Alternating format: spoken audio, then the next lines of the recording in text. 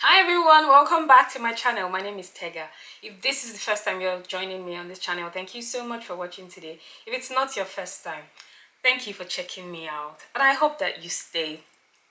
If you're not subscribed to my channel, please do subscribe to this channel and I would really like your help with that. So moving on to this video, I'm here to help today, okay?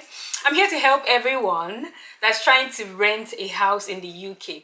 Immigration of Nigerians to the UK has risen by 125%. 90% of that 125% are families. Yes, and you can imagine how difficult or challenging it will be to rent a house in the UK for the first time as a student. First of all, the fact that you don't have any credit history is a problem. Secondly, a lot of landlords do not even want students in their houses because I don't know, I'm not a landlord, so I don't know why. Third, COVID has constituted a nuisance because you need somewhere to stay for 10 days to quarantine or isolate or whatever it is they call it for 10 days. And then you don't want to trust pictures that you see online and videos that you see online because you might see those, they look nice, they look good, they were probably taken at some point when the house was looking all nice and juicy and everything. And then you get there and it's another story. That happened to me. The place that I stayed before, I talked about it in my other video about what not to do, student accommodation. I don't remember the topic, but yeah, I'll just tag it up on this video so you can see that other video. I rented student accommodation online. I didn't know that there was a contract I was signing on the internet without even realizing that I had signed. Yeah, silly me, yeah, my fault entirely. I should have read. But then I got stuck in a place that I couldn't. At the time, I didn't want to have to pay that much. I was paying £750 for a very tiny room per month and I didn't want to do that. I got stuck there. I had to stay there for 42 weeks, you know, before I got here. So I had to endure 42 weeks in a place I didn't like. When they sent me a video, it was looking really big and really nice and all. And when I got there and I saw it, they're like, we have a lot of properties, a lot of rooms, and you don't get the exact picture. At the end of the day, I couldn't cancel. I had to stay there. You know, there was nothing much that I could do. And then when I tried to start looking for my own private accommodation, it was another challenge because first of all, you don't have credit. Second, you're a student. Third, blah, blah, blah. Fourth, blah, blah, blah. So it's a lot of things. So let's get right into the video. So the first thing for you to have in mind is that the cost depends on the location. Before you even choose a school in the UK, before you choose a city where you stay in the UK, you should know that what you should know, have a budget. Let me put it that way. If you have a budget, for you to create your budget, you know that where you're going to stay is a factor in the amount of money you will be spending on rent. If you're staying in a big town like Cambridge or London or one of all those big cities, if you're staying in those places, then you should know that you were supposed to budget a lot of money, a bit, maybe double what someone that is staying in Essex will pay. I know that for a fact, right? When I was in Cambridge, I was in a small studio. It was 750. It was student accommodation. But that same kind of property in another smaller town can be half that. It can be 450, it can be 500. So you can imagine what you will save just choosing the location that fits your budget. If you have a bigger budget, then your options are limitless. You can stay anywhere you want. If you can afford to stay anywhere you want, that's perfect. But if you know that you're working on a budget, like go online, check different websites, check different renting, accommodation and housing websites to see what the range of prices of houses are in the area you'll be staying. So for example, if you're looking at a one bedroom, have an idea what one bedroom costs in the area you're staying versus another area. So if it can help with your choice, yeah. If you're looking at a studio apartment, see the cost of studio apartment in one area and the cost of studio apartment in another area. If you're looking for a 2-bedroom, 3-bedroom like that, so just get the best idea of what you can afford, because if you're coming from another country into the UK, that means you have to convert the money you have into pounds. So, well, yeah, that's it. Location affects the price of where you would stay. Second thing to consider are your preferences. What exactly do you want? What is it that you want that is unique to you or particular to you? Are you looking at, like, would you stay in a flat share? Are you looking at a studio apartment because you want privacy? Are you looking at a one-bedroom apartment because you like space and you like to separate your kitchen and all? Are you coming in with your family, so you need somewhere that you and the kids and all of that you guys can stay? If you have your preferences, then it's easier to search for the prices in the location that you know you've already figured out a location in step one. Second step, what would you prefer? What exactly do you want? So if, for example, I'm looking for a student apartment. So if, for example, you're looking for a student apartment, yes, then you're thinking, okay, I can go to the school website. For student apartments, it's easier for you to, you don't have the issue of guarantor or credit history and all of that, because you've paid school fees to the school gave you CAS and everything, and then they know that you're their student and all, so they're not asking you for much. You just go on the school website, you find most schools have, even if it's not their school on campus accommodation, they have private companies, private accommodation companies, like you have off campus in other universities in different countries. They have that here. So if you go on your school website, you go to accommodation. But one thing I've noticed about school accommodation is that they can be small and they can be pricey. But then you don't have the hustle of looking for a guarantor. And then most school accommodation, they are tied to a contract. You are tied to a contract. So whether you like it or you don't like it, you have to stay there. Yeah, so if you consider student accommodation, then, well, yeah, that's your preference. Maybe it's just you're not coming with anyone else, and then you can manage. Or you're thinking, no, I don't want to be tied to a student accommodation contract, or I don't want to stay in a student area or campus environment. I want to look for a flat share. You can look for flat share where maybe everyone there, they're students, or they're not students, but sometimes some landlords rent different rooms in their houses individually. Like you're sharing a flat with 3 other people or 4 other people or 2 other people, but you don't have to have any connection with them. Whatever their arrangement or deal is between them and the landlord. It has nothing at all to do with you. So you're just renting your room, you're paying bills for your room and everything. So that's that. It depends on what you're looking for. If you're looking for a family apartment, 1 bedroom, most times it's difficult to get a flat share if you're coming as a family, because, for example, if someone is living in their house and then they're renting out a spare room, they're renting out a spare room to 1 person. That's 1 extra person in their house. But if you are 2, maybe you're a couple or you're a family or something, and you want to take that spare room, most people won't want that, because for them to be like too many people in the house. But then you can try, you never know. If your budget is not big enough to spread into a private 1 bedroom or a studio, then you just keep trying, keep talking to different agents. You may be lucky and you find someone that works for you, or something that works for you. So the next challenge that I had when I wanted to rent a private place was guarantor. I'm an international student, I'm doing my postgraduate studies or whatever, they will be like, do you have a guarantor? The landlord will need a guarantor. We all know what guarantors are for. If someone is coming to stay in your place and then they have a contract to stay for, maybe they have a 6-month or 1-year contract, yeah, if you can't see the person's like credit history or employment history or salary history, pay slip, anything, for you to know that they can actually afford the place, then how do you know that they wouldn't stay 1 month, 2 months, 3 months and not pay you? And you know the way tenants are, or tenancy laws are, you can't just go in someone's house and throw them out. And then the hurdle and the hassle of having to kick someone that can't pay out. Most landlords will be like, do you have a guarantor? Like someone they can hold responsible if you default on your rent payment. So that person by default will cover for you. If you have someone who's in the UK that has been working here for, is it 3 years or 5 years, I don't know, and they can act as your guarantor and can show the landlords or landladies your tenancy, their history, their employment history or their credit history or their pay slip or work, whatever.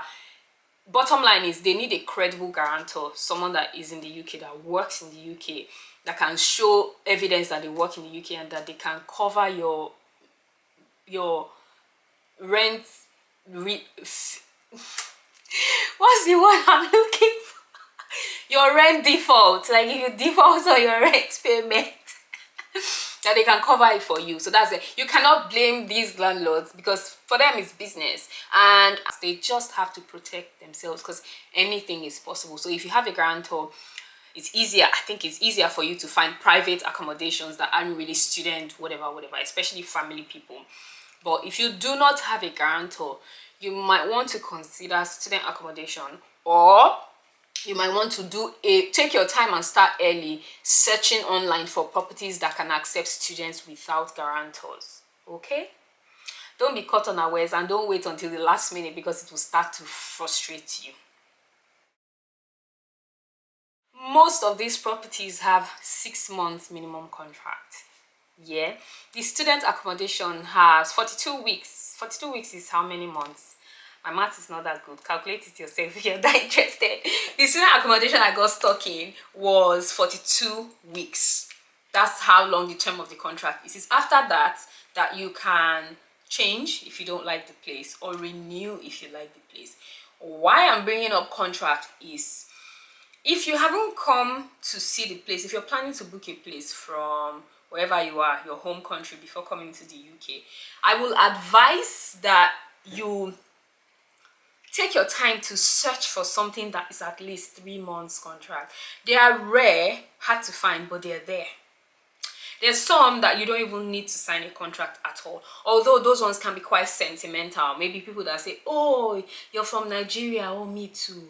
You're from Ghana, oh yeah. Or someone that knows someone and it's like, oh, okay, I know this person and I've got a spare room.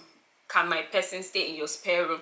And you wouldn't need to sign a contract. But usually when it involves strangers or it's just a business arrangement, there's no sentiment, there's no emotion, there's no familiar connection, or oh, we are family or we are country people, all of that.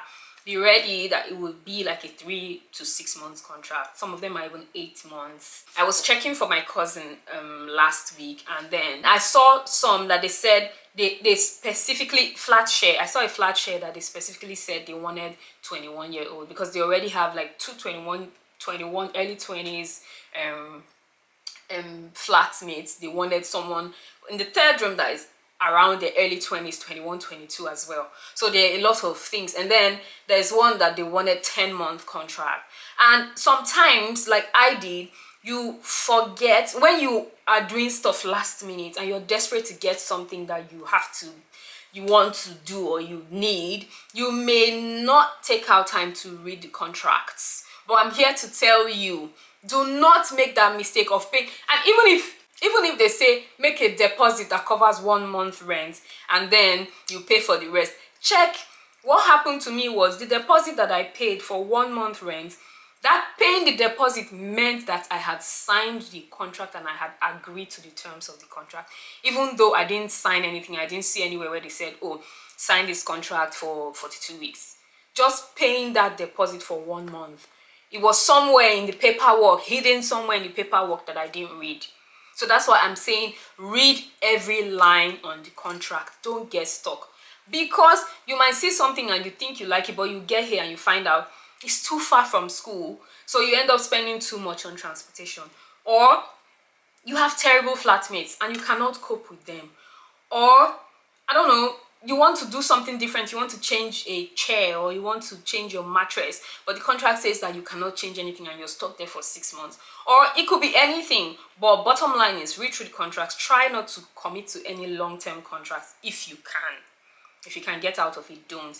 And then I think you're covered, because if you stay in a place where there's no contract, if you get there, you finish your isolation, everything, you understand what the system is like, you see what other houses, whatever are like. If you want to stay there, you stay. If you want to stay, you have the option to leave, but you don't want to be stuck. Trust me. Another important thing is seeing where you want to stay. Do not settle for recorded videos that the agents or the landlords or landladies posted online.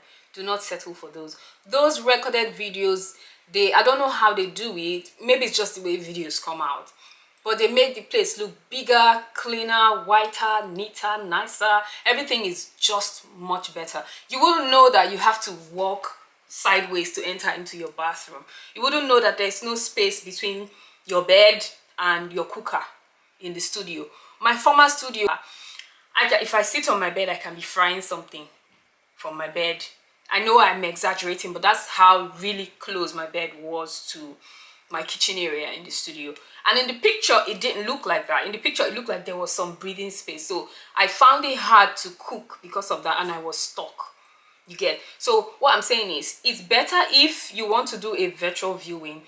A video call is more realistic. If I'm wrong, tell me. But what I've noticed is when I call someone on video, I can see the actual dimensions, the actual size, the actual space, the actual color and stuff, than when they make a video and send, or take a picture and send. You get what I'm saying?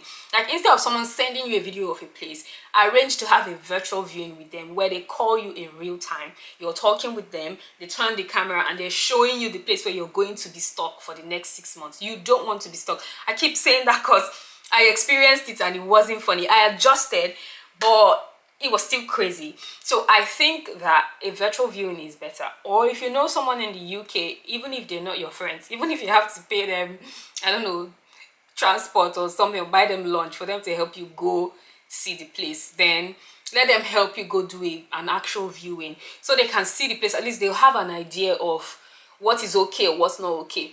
I know someone that went into that kind of agreement. She booked somewhere, and then when she got to Cambridge, she only spent one night in the house. By the next morning, she was running to any shopping center to look for where to pee.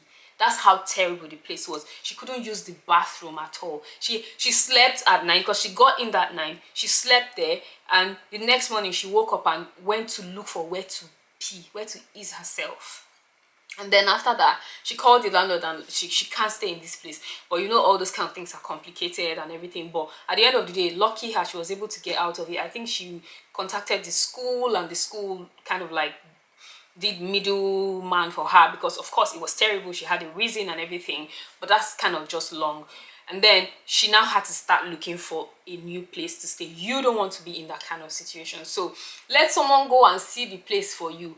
If possible, if they can use corner eye and spy, I don't know, the flatmates, or spy, I don't know, just to have a general idea. Let a personal person, a human being, not the person trying to rent out a downtrodden place to you, but your actual friend, family, even your enemy self should go and check it for you, because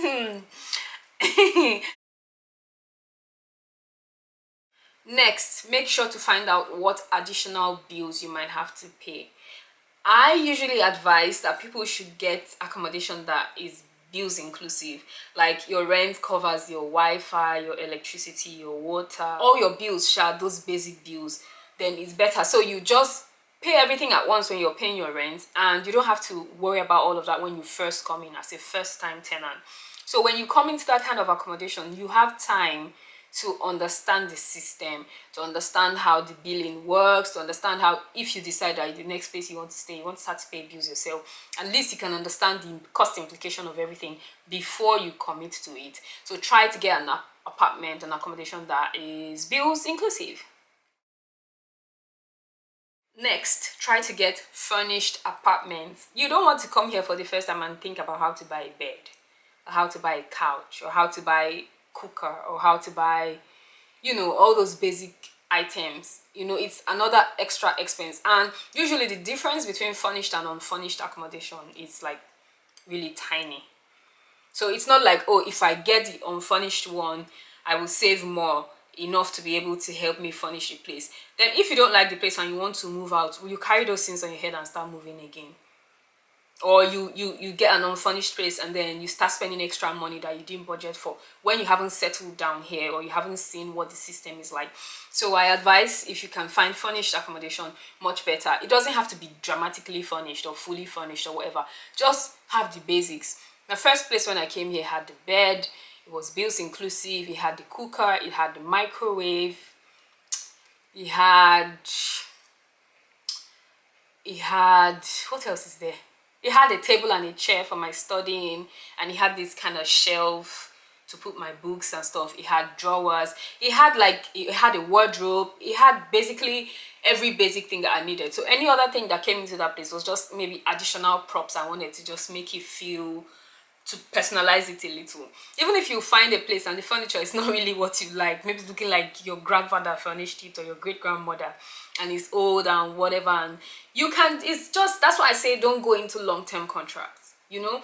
So even if it's 3 months, you can, you can survive 3 months. Or if there's no contract at all the better. So you just take out time to settle, do your COVID isolation, find out, you know, things around, how things work, and then you find somewhere else that's more suited to you, or you know what I mean. But bottom line, when you first come in, don't stress yourself. It's not worth it.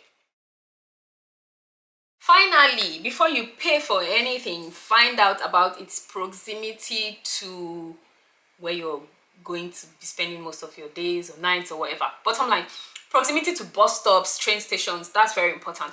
Although houses that are close to train stations can be a bit more pricey, but there's some places where you go to that the nearest bus stop you have to walk like 15 minutes. Yeah, some you have to walk an hour.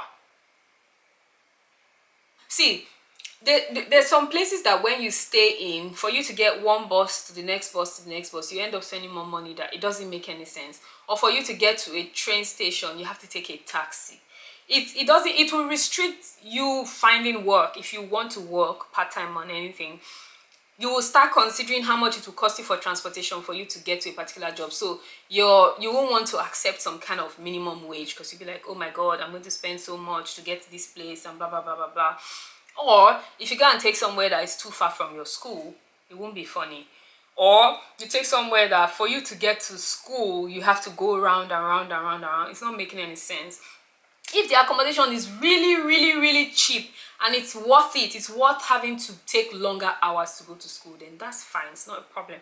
As far as it's like balanced out, like you're paying so much less, way less, for you to just bear this temporary inconvenience. But try to find a place, if possible, walking distance from school. I used to walk 15 minutes to school in my house, so it was fine. It was 15 minutes walk to school, so I never used to take the bus or anything like that. I walked to school 15 minutes, walk back 15 minutes. And the first job that I got, I had to walk. There was a bus stop right in front of my house that took me to the next bus stop where I would go to the next place where I wanted to go.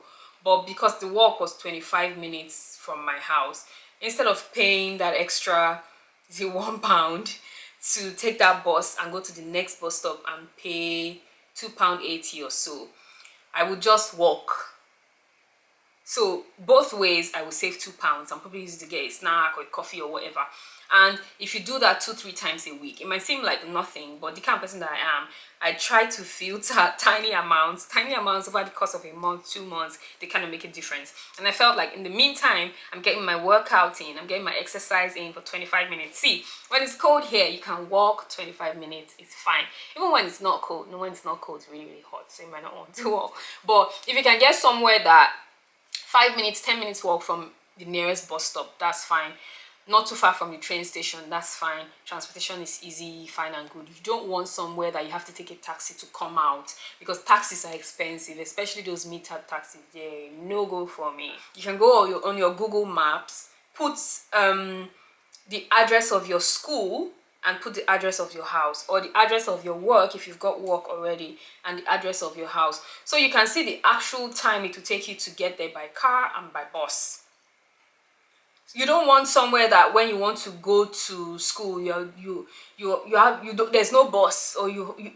So before I close this video, I'm going to share with you some websites that you can use to search for accommodations. You've got Spare Room. You can check Spare Room. You can check Right Move. Yeah. You can also check On the Market, and you can check Zoopla. There are many more, but those are the ones that I know and that I have used, and some of which I have found accommodation in. One of which I found accommodation in. No, 2 of which. The first one didn't work out because they wanted guarantor by all means, and then they came back and said it wasn't available. Yeah, so you can try any of those websites or check for any more that you want on the website. Then I also want to advise you that if you cannot find anything that you would like to commit to, Then another option is Airbnb. Airbnb can be expensive, right, if you go for comfort, yeah. But if you're looking to come here and say your budget for your apartment is £450, right, for a month, that's 30 or 31 days, go to Airbnb and look for something for say 15 days or 31 days, so that that first month you can spend it in the Airbnb. There's no contract with Airbnb, yeah. So you can try to look for something that within 30 days you would pay £450 on Airbnb. Same thing as you would have paid for a 1 month committed rent, but you're not committed to that. So you have time to do your 10 days isolation, and then you have about 20 days or more left for you to find a property, go see it with your eyes and pay for it. And then that way, even if it's a 6 month contract, you've seen it, you're comfortable with it. That's just my opinion. If you don't want to do the 1 month thing, you can do half a month on Airbnb, divide your planned rent budget in two and find something for half of that in Airbnb. You do 10 days isolation. I don't think 5 days is enough for you to go and see a place and make all those conclusions. But if you already started before you got here, then 5 days is enough for you to go and see it and then conclude. So that's it. Thank you so much for watching this video. If you have any more questions, any questions at all, leave them in the comment section. I hope I have been able to help you. Don't forget to subscribe to my channel, and I will see you in my next video. Bye.